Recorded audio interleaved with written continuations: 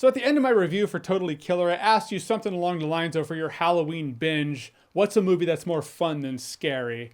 When I ask you these questions, I don't always answer them. In fact, I rarely ever do. But I thought about this one. What's mine? It took me all of 3 seconds to answer, which is admittedly 2 seconds too long. And although this is a movie not just for Halloween, this is a movie that's good for any time of the year.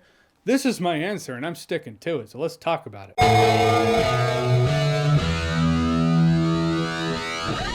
So The Burbs is a Joe Dante cult classic dark comedy from the late 80s. It's also a movie that has a critic score of rotten on Rotten Tomatoes. What? I don't understand it. Every bit as much as, you remember that dress that was white and gold or black and blue? People saw one or the other and the internet just kind of fought over it. Every bit as much as people on one side of that argument could not see what people saw on the other side of that argument, I do not understand how The Burbs is rotten on Rotten Tomatoes. Tom Hanks plays Ray Peterson, the lead of our film. He's married to his wife Carol, played by Carrie Fisher. They live in the suburbs on this cul-de-sac. Next door to them on this cul-de-sac is a family named the Klopeks, a family no one really knows much about. The Klopek house looks like the house from It. This taking place during the satanic panic of the 80s. Ray Peterson and his friends, played by Bruce Dern and Rick Dukeman, they're convinced that their neighbors are satanic serial killers. So they do what neighbors do in the suburbs.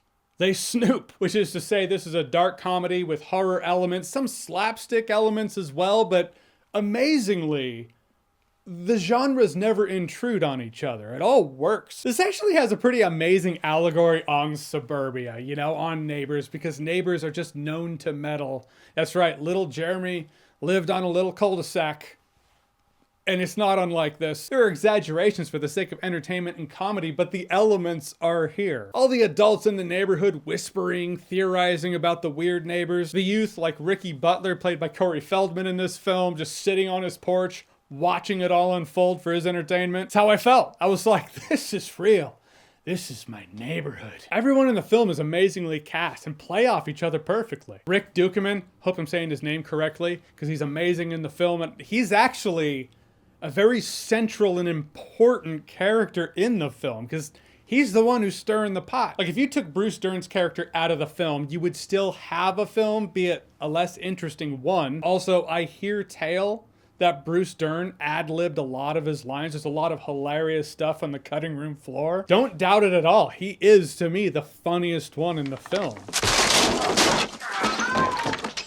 There go the goddamn brownies. Art, if you take him out of the film, you wouldn't have a film. Everyone would be peeking out the curtains theorizing about the Klopeks, but he's the one who really stirs the pot, gets everyone worked up to the point of B&E. And I gotta tip my hat to Carrie Fisher in here as, you know, the one sane character in the entire film. It does hilariously play on the difference between the husbands and wives. You know, Carrie Fisher's character's like, we're gonna go over there, we're gonna have a nice, friendly, neighborly chat. Bonnie's like, I'll bring brownies. This will be more productive. The husbands are like, night vision scopes across the street. That's how we're gonna find out the truth. That kind of shit cracks me up. It's like every comedian's jokes about the difference between husbands and wives wrapped up into one film. And I thought the Klopeks were perfectly cast as well. They're weird, yes, but they're not overtly scary. On the special features, Joe Dante was talking about how Dr. Klopek was supposed to be this big, scary guy. But he was like, but Henry Gibson, he's kind of unassuming, and that's better, because the audience isn't supposed to be like, yep, husbands are right. The audience is supposed to be in the dark. They're supposed to be theorizing and guessing with everyone else in the neighborhood. This film does also have a brief role by Dick Miller. Has that man gotten an award for just being there for all of us in our childhoods? In all the films we remember, him and Robert Picardo as the garbage man. Sometimes these brief roles just steal the scenes. There's also an appreciation for the continuity. All this garbage gets thrown out of their garbage truck onto the street, and for the rest of the movie, the garbage is still in the street. How many other people would have made this same film and the garbage would have just been gone without any explanation? Continuity like that makes the film feel lived in. The devil's in the details. Also, as a person who doesn't talk about musical scores enough, Jerry Goldsmith's score for this film, Jerry Goldsmith and Joe Dante, it's like, that's a combination that always creates gold. I've been listening to The Burbs and Inner Space on repeat all week. Because it's good music. Music is a wild thing in cinema. You change the music, you change the tone, and sometimes the tone is completely perfect because of the composer. Like, imagine Home Alone without John Williams doing the musical score. Different film. The Burbs without Jerry Goldsmith, same thing. It's Jerry Goldsmith's score that's guiding you down the tone of what you're supposed to be feeling at any given time. Just feels like Jerry Goldsmith had fun with it. You know, when Bruce Dern would come on screen, you hear notes from the Patton theme. It's light, fun, carefree, and whimsical during the setup. But then that organ music comes on when you start seeing the Klopeks more. It's kind of funny, of all the tracks in the musical score for the Burbs, I was listening to the music from the Dream sequence that Ray Peterson has. It's a great piece of music, but it really is it's a dark comedy about meddling, about paranoia. It's a Black Mirror on suburbia. I personally think very effectively so, and I think the way it blends all these genres together it's a very Joe Dante thing. You ever have that thing in your mind? I do. I think about this where it's like, oh, they don't make movies like that anymore. You know, movies like that. And when I really deconstructed it, what I meant was, they don't make movies like 80s Joe Dante anymore. The Burbs, Inner Space, Gremlins, Explorers. Explorers is, well, it's an incomplete film, but still. There is an argument to be made. Well, all right, here we go. Spoilers for the end of The Burbs. If you haven't seen The Burbs yet, you should go watch The Burbs. It's great. It's fantastic. And I'm going to talk about the end because that, if I can theorize, might be where the fork in the road is for people who enjoy the movie and don't. Possibly. I don't know for sure, but you've been warned.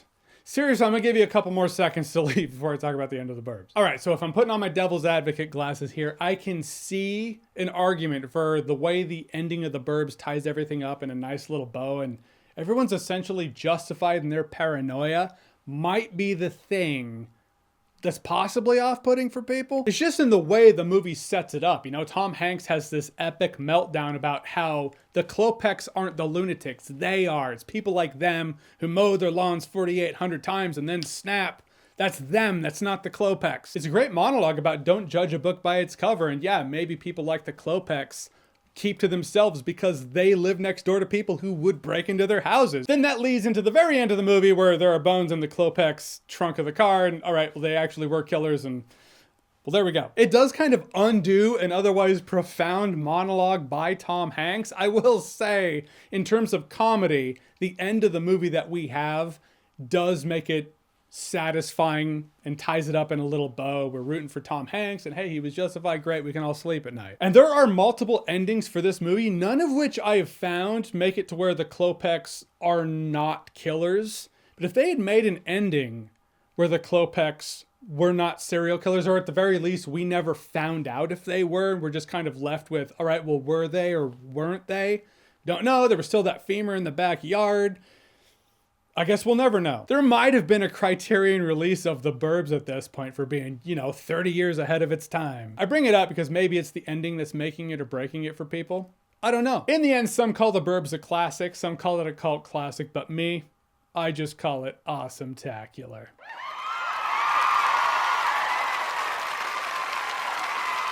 Just using my powers to bump The Burbs up a little bit in the tomato meter. Funny thing, before I do videos on movies that have been out for a while, movies I've seen 100 times over, I'll always go back and revisit it because, hey, what will I catch now that I didn't catch before? I did catch this time around in this watch. It's my own fan theory bullshit, but I think there's a strong argument to be made for Art actually being the serial killer in the neighborhood. When we first see him, he's trying to kill small animals. He is hell-bent on catching the Klopeks. One of two reasons, if we're going down this rabbit hole of theories. One, he's trying to deflect and take the attention off of him. Or two, he sees something in the Klopeks that he has in himself. He can spot a serial killer because he is a serial killer. We never see his wife. We see his wife at the very end of the movie, but this end of the movie isn't actually the only ending there is. It's just the only ending I've seen or heard about that actually shows his wife briefly. Before that one insert in this ending that wasn't the original ending of the film,